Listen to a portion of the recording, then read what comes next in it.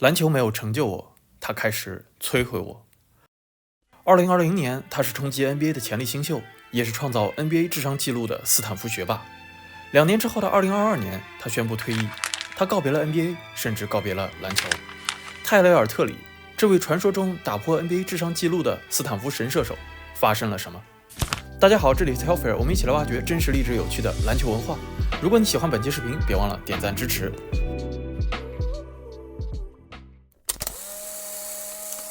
泰雷尔·特里出生于北达科他州，当时他的父母还在大学。当特里4岁时，父母离异，特里跟随母亲 Carrie 一起来到了明尼苏达州。特里的父母都是大学运动员，而小特里的篮球天赋也很快就显现了出来。特里的初中教练拉里·萨格斯认为，尽管特里并不是最自信的孩子，但你会觉得他非常自信，因为他实在是太棒了。篮球并不是特里唯一的兴趣和特长，他喜欢橄榄球和棒球，对学习也有浓厚的兴趣。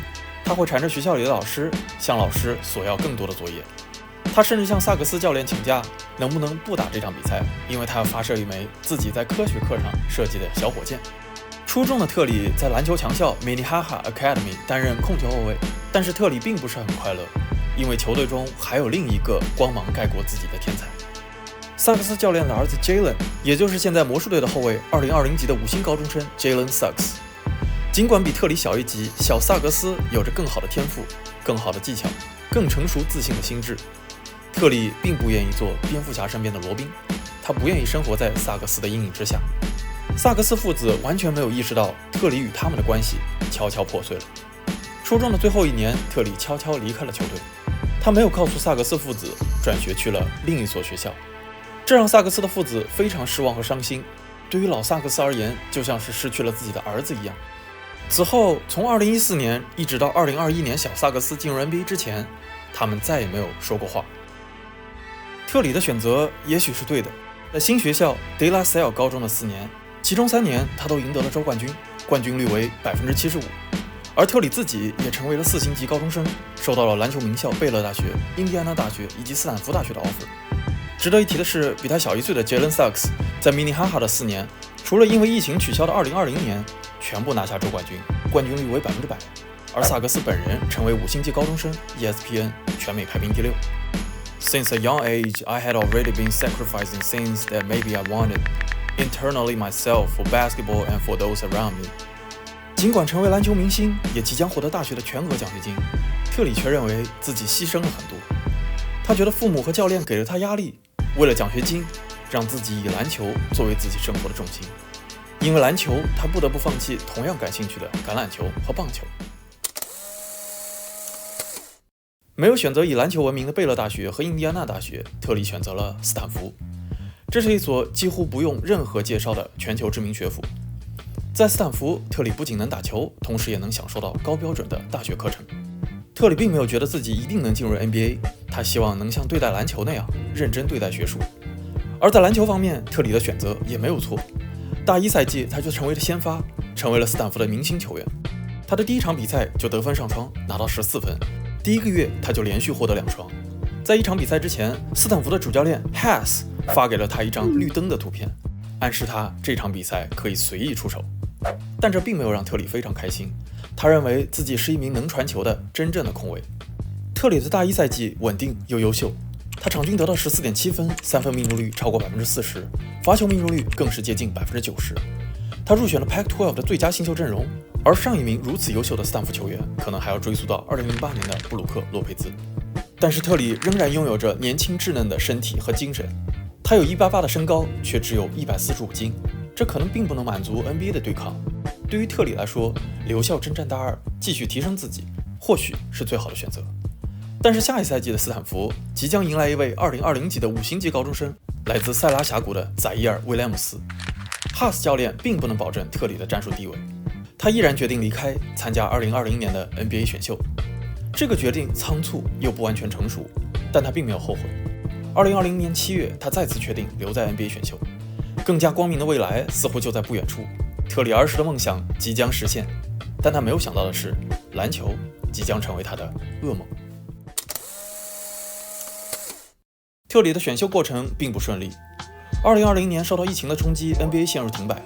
季后赛和总决赛推迟，原定于2020年6月的选秀被推迟到了2020年11月8日，这比以往的时间晚了近5个月。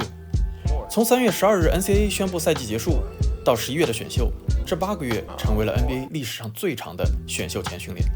球员们需要独自训练，就连 NBA 球队的试训也只能1对1进行。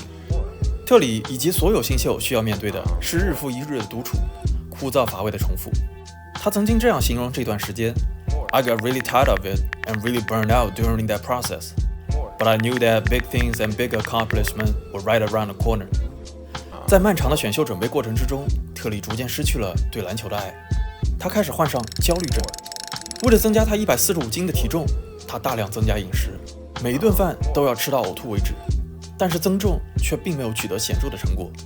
选秀前，特里的体重定格在154斤，他并没有完美完成球队对他的增重期待。在选秀前多个选秀网站的模拟选秀中，特里都被预测会在首轮中段被选中，但是选秀当天，特里却一直没能听到自己的名字。首轮的最后一位凯尔特人选择了戴斯蒙德·贝恩，特里掉到了第2轮，他在第31位被独行侠选中。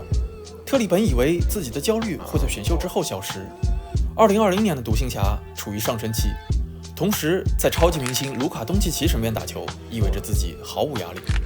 但是特里没有想到的是，他的焦虑从来都不会消失。I was always the best player. 在特里的篮球生涯中，他一直是最好的球员。他不用担心球队的节奏，不用担心在板凳末端需要自己努力向上爬，他不用担心他得不到上场时间。之前的一切对特里来说都很简单，但是进入 NBA 的特里要从最底层向上爬，这是他从未经历过的。除此之外，特里还要面对无数来自外界的压力。特里的经纪人 Poneman 认为 NBA 球员的压力是外界难以想象的。数以上千的人会在推特上说你打 NBA 太瘦弱了，他们会直接艾特你说你烂透了，或者你就是一个水货。他们会把所有的钱压在你的体重和投篮命中率上，当你没有实现目标，他们会亏掉所有的钱，然后把所有的负面情绪发泄在你的身上。在特里的新秀年中，他的感觉越来越糟，每一天早晨他都会呕吐，每一次参加训练前他也都会呕吐。当他想到打球，他就会感觉到恐惧，他会感到胸口就像压着一块无法承受的石头。尽管并不是孤身一人，特里却一直觉得非常孤独。在特里的眼中，独行侠的球队大佬们，无论是东契奇、波尔津吉斯还是蒂姆·哈达维，从来都没有将他置于他们的羽翼之下，保护他，照顾他。但是每一次训练结束，特里总是迫不及待离开球馆，哪怕是主教练卡莱尔让他多留一会儿。在比赛之前，特里会过度思考：我和谁对位？他们厉害吗？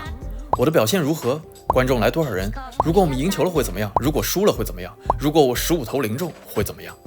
新秀赛季，特里在独行侠打了11场比赛，场均只有5.1分，投篮命中率只有31%，就连大学时期近90%的罚球命中率也变成了33%。之后，他被下放到发展联盟。2021年3月，特里找到球队管理层，开始向独行侠请假。I just can't do this anymore. I don't love this. It's causing me to have panic attacks. 根据 NBA 的规定，每一支球队都必须雇佣一名全职心理医生。同时，球队工会也会提供帮助，但是特里并不信任球队的医生。他认为独行侠的心理医生只是想让他早点回归球场打比赛，而全然不顾他的心理健康。他也不喜欢医生提供的药物，空腹吃的时候，这些药物让他恶心想吐。他并不想依赖这些每天服用的药物，于是，在经纪人的建议以及知名医生 Mike Doe 的治疗之下，特里开始悄悄接受幻觉治疗。他会使用医用的迷幻药，也就是俗称的小蘑菇。他觉得这能减轻他的焦虑，但是药物并不能让特里拾回对篮球的爱。I didn't even really see the game as an art anymore. I didn't see it as just a game anymore, or something that I love. I feel like something that I was gaining resentment for. 2021年10月，在赛季前的训练营开始之前，特里再也不想面对即将到来的训练营和新赛季。一天早上，他告诉经纪人，他放弃了。随后，独行侠裁掉了他。2021年12月，在离开了独行侠之后2个月，特里和灰熊签下了一份10天的短合同。随后，这份合同变成了一份双向合同，他会代表灰熊以及灰熊的发展联盟球队 Hustle 队打球。他试图融入球队，但是再次失败。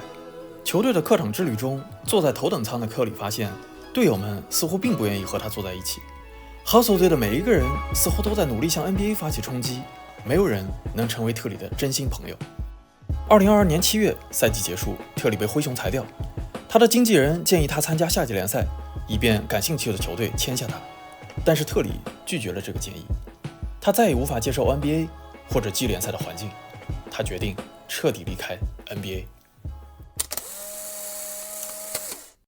离开 NBA 之后，特里来到几千公里之外德国的维尔茨堡，找到了他儿时的朋友 Nico Cavacho， 试图再一次寻找到篮球的快乐。Nico 是德国维尔茨堡队的中锋，也曾经是 NCAA 科罗拉多州立大学的球员。他可能是特里在职业生涯中能找到的唯一的朋友。但就在赛季开始之前的一天早上，特里再次冲向洗手间，他跪在马桶旁，又一次开始呕吐。相同的症状开始再次复发，他的体重一天天下降，本来就瘦弱的身材变得更加弱不禁风。在和新球队进行了几次训练之后，特里拿起了他很少使用的手机，手机上面还有很多来自亲友的问候消息。这些关切的消息，特里却还没有回复。他坐在沙发，双眼充满泪水，打下了这样一段话 ：This message is a very difficult one to share and an emotional one to write. Instead of building me up, it began to destroy me. While I'm grateful for every door it has opened for me, I can't continue this fight any longer for something I have fallen out of love with. 通过这篇文章，他在 Instagram 上宣布退役，永远告别篮球。最近数年 NBA 球员们开始坦白自己的心理状况和问题，比如德罗赞、乐福或者保罗·乔治，但是他们都没有走向退役。即使是对飞机焦虑、不能坐飞机前往客场的罗伊斯·怀特，在告别 NBA 之后，也继续了自己的运动生涯。而泰雷尔·特里成为了 NBA 中因为心理问题退役的第一人。特里的篮球天赋来自于他的父亲 Tyrone Terry。2000年，当泰雷尔·特里出生的那一年，泰隆刚刚当选篮球先生，而父亲和特里之间的关系也早已破碎。